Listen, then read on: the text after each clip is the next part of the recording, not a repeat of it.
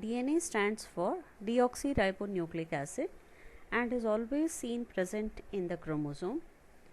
These chromosomes, they are concerned with transmission of characters from generation to generation, and hence we can say that all the genetic information of an organism, except for certain plant and animals, they are seen present into this DNA. Thus, we can say that information is always stored in the form of code within the DNA.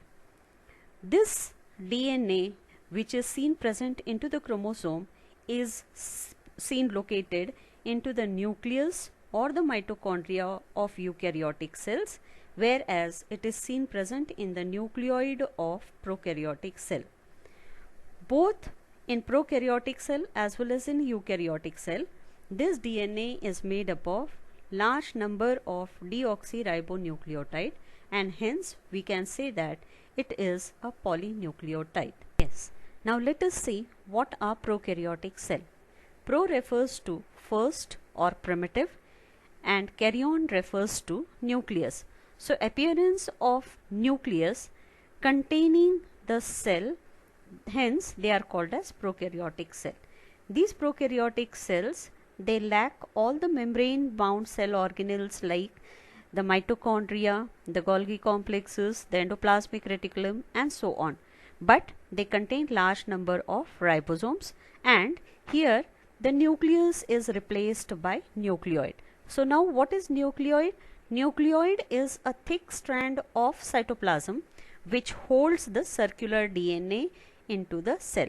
So most of the prokaryotic cells, they contain this nucleoid containing the genetic material in the form of DNA. So now let us talk about eukaryotic cell. Eukaryotic cells are the advanced type of cells, or they are well developed cells which contain all the membrane bound cell organelles like the ribosomes, lysosomes, mitochondria, Golgi bodies, nucleus and so on.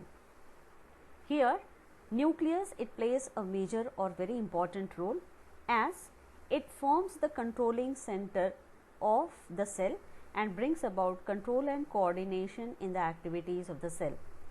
Further, this nucleus, which is double membraned cell organelle, it holds nucleoplasm within which chromosomes are present, and these chromosomes, they are made up of DNA which contains the genetic information important or necessary for transmitting from generations to generation. Now let us begin with the discovery of DNA. DNA were first observed by Friedrich Mechner in 1868, which he called it as nuclein, and was found to be acidic substance present into the nucleus.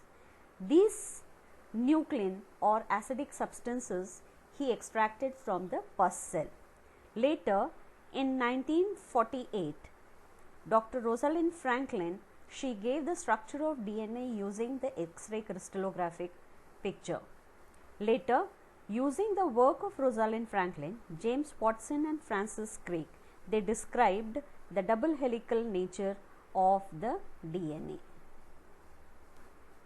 The other important scientist who contributed in the DNA study was Pauling, then Wilkins and Cherkov.